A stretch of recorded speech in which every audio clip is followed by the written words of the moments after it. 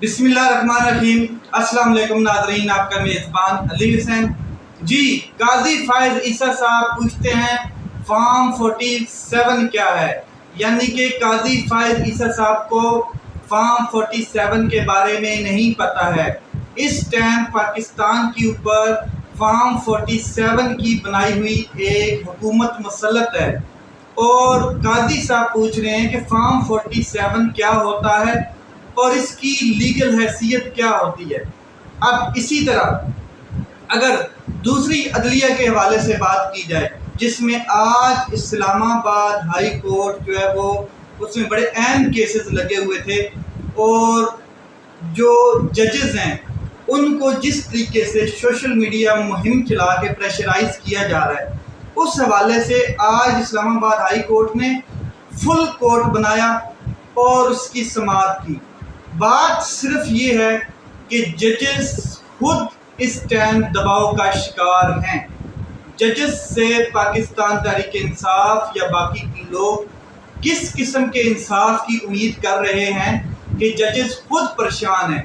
Justice Babar Sattar, justice Tariq Mahmood Jahangiri, justice गुल हसन औरंगजेब, समन रफत, अरबाब ताहिर और इस तरह के और जजेस जो इस्लामाबाद हाई कोर्ट में बैठे हैं, उनके ऊपर भी बहुत प्रेशर है।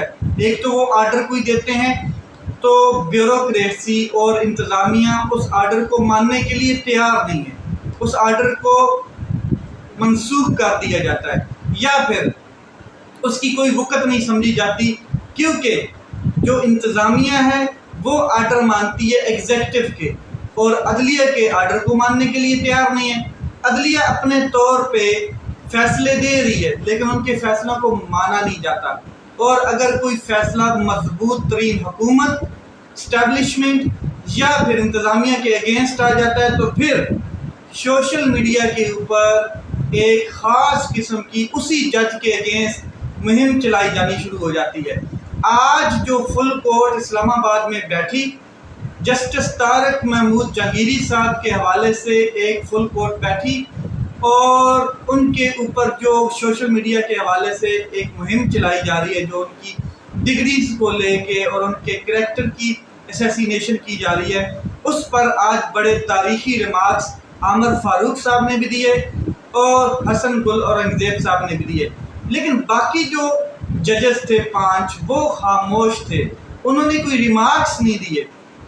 सबसे पहले जस्टिस तारिक महमूद जहांगीरी साहब के खिलाफ सोशल मीडिया के ऊपर जो मुहिम चलाई जा रही है, तौहीन अदालत की केस की कार्रवाई होती है, आज उसमें बड़े अहम रिमार्क्स दिए जाते हैं और सबसे पहले जो आमिर फारूक साहब हैं, chief justice Islamabad high court, उनके रिमार्क्स आपके सामने रखता हूँ। जितने इदारे बैठे हैं वो क्या कर रहे हैं हमें बताया जाए।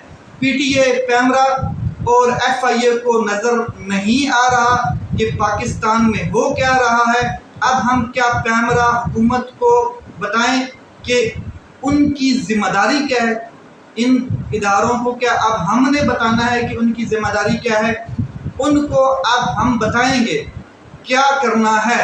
अब जजेस ट्वीट करें कि अपनी डिग्री की सही होने की या ना सही होने की जो वेरिफिकेशन है या वजाहत नहीं करेंगे।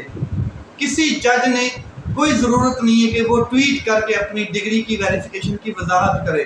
फिर आगे उन्होंने कहा कि पूरे नेशनल और सोशल मीडिया पर चल रहा है, जो इसमें मुलव्वस होगा, जो इस पूरे मामले में मुलव्वस होगा, जो जजेस के खिलाफ एक सोशल मीडिया और मीडिया, मेन स्ट्रीम मीडिया पर भी जो एक मामला और मुहिम चलाई गई है, तो आमिर फारूक साहब कह रहे हैं कि वो सीधा अडयाला जेल जाएगा, कोई रियायत नहीं बरती जाएगी।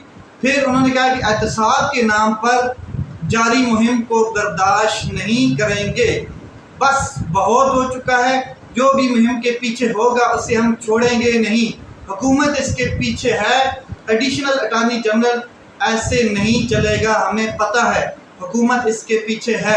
अच्छा, यहाँ पर जस्टिस मियां गुल औरंगजेब साहब जो हैं वो भी बड़े बरहम हुए अटॉर्नी जनरल साहब के ऊपर और उन्होंने कहा कि ये जो मामला चल रहे हैं ये बिल्कुल غیر مناسب معاملات ہیں۔ حکومت کی طرف سے خاموشی جو ہے وہ بتا رہی ہے کہ وہ بھی اس کے پیچھے ہیں۔ وزیر قانون اور وزیر اطلاعات یہ دونوں تارڑ ہیں، ایک اعظم نذیر تارڑ ہے اور ایک جو ہیں وہ ڈنٹونک تارڑ صاحب، دونوں تارڑ ہیں اور وزیر ہیں عطا تارڑ صاحب۔ تو وہاں پر وہ موجود تھے۔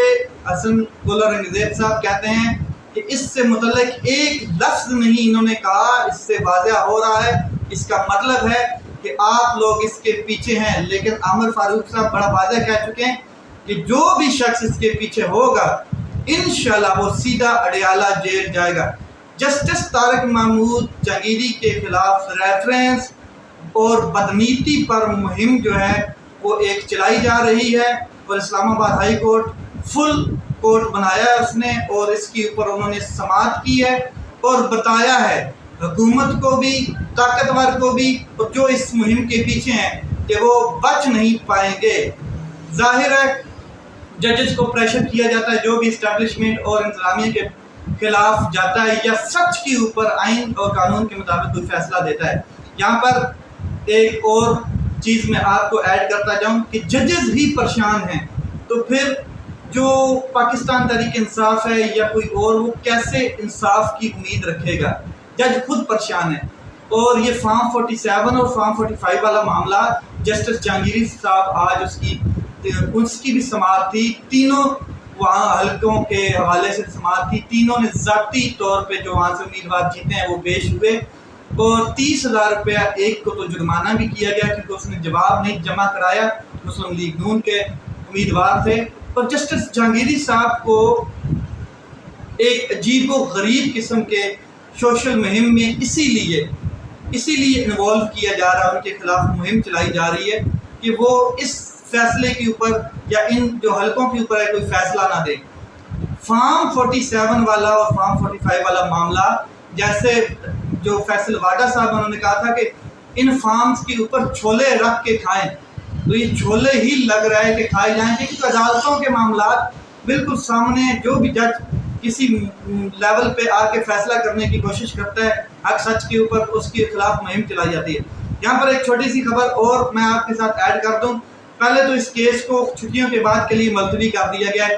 یہ جو فل کورٹ کیس ہے اسلام آباد میں، آج فل کورٹ جو بیٹھی سوشل میڈیا کی مہم کے حوالے سے، اور ساتھ میں جو پی ٹی اے ہے اور اس کے علاوہ کیمرہ کو، پھر غریدہ فاروقی ہیں اور ایک دو اور جرنلسٹ ہیں، ان کو نوٹسز بھی جاری کر دیے گئے ہیں۔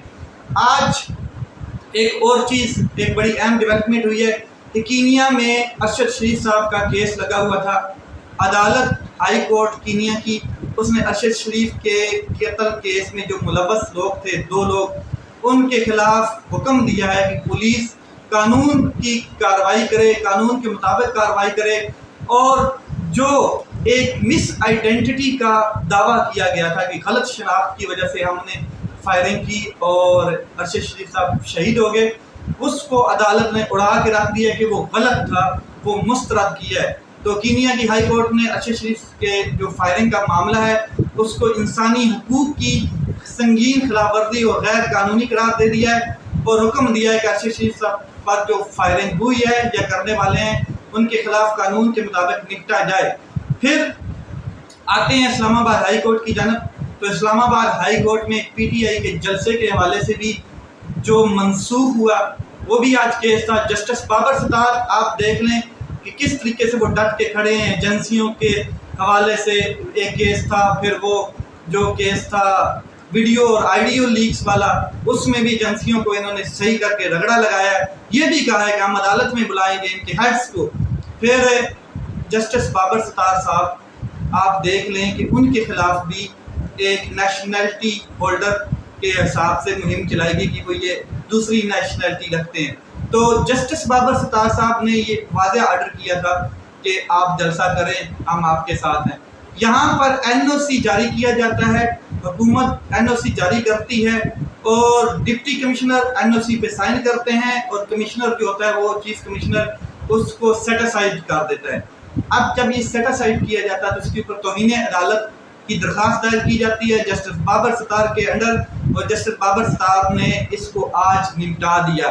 ساتھ میں یہ کہا، ریمارکس دیے کہ دلوں کا حال جو وہ اللہ تعالیٰ جانتا ہے، ہم نے تو قانون کے مطابق فیصلے کرنے ہیں۔ ڈپٹی کمشنر نے ایک آرڈر کیا، چیف کمشنر نے اسے ختم کر دیا۔ اب آپ چیف کمشنر کے آرڈر کے خلاف درخواست کریں، کیونکہ ڈپٹی کمشنر نے تو انکار نہیں کیا، اس نے تو آرڈر NOC جاری کیا، اور آپ اس کے خلاف توہین عدالت کی درخواست نہیں کر سکتے، بلکہ جس نے اس آرڈر کو سیٹ اسائیڈ کیا وہ چیف کمشنر ہے، اس کے خلاف درخواست لے کے آئیں۔ بار بار یہ چیف کمشنر کے حوالے سے جسٹس بابر ستار صاحب نے شعیب شہین کو کہا کہ آپ ان کے خلاف لے کے آئیں درخواست۔ تو ساتھ میں یہ بھی کہا کہ پھر آج ہی ہم ریٹ پٹیشن دائر کر دیتے ہیں۔ شعیب شہین صاحب نے، یہ لوگ بدنیتی کر رہے ہیں اور ہمیں بھی کچھ کرنے نہیں دے رہے۔ یہاں پر ایک چھوٹی سی خبر اور ایڈ کرتا جاتا ہوں۔ ڈاکٹر یاسمین راشد صاحبہ آج لاہور ہائی کورٹ میں پیش ہوئی، اور ساتھ میں 9 مئی کے مقدمات میں شاہ محمود قریشی صاحب کو بھی وہاں پر پیش کیا گیا۔ جس طریقے سے شاہ محمود قریشی صاحب کو وہاں پر پیش کیا گیا تو ڈاکٹر یاسمین راشد صاحبہ وہاں پر دیکھ کے بڑے خفا ہوئی، بڑا غصہ ہوئی۔ جج صاحب کو مخاطب کرتے ہوئے کہا کہ آپ دیکھ لیں، ہمیشہ وقت ایک جیسا نہیں رہتا، یہ شخص پاکستان کا ٹاپ ترین وزیر خارجہ رہا ہے، آپ دیکھ لیں اس کے ہاتھ میں ہتھ کڑی ہے اور کس حالت میں پیش کیا گیا ہے۔ جج صاحب وقت ایک جیسا نہیں رہتا، حریفوں کو میں بتا دینا چاہتی ہوں کہ اتنا ظلم کریں کہ بعد میں وہ خود بھی برداشت کر سکیں، ہتھ کڑیاں کھلوائیں شاہ صاحب کی۔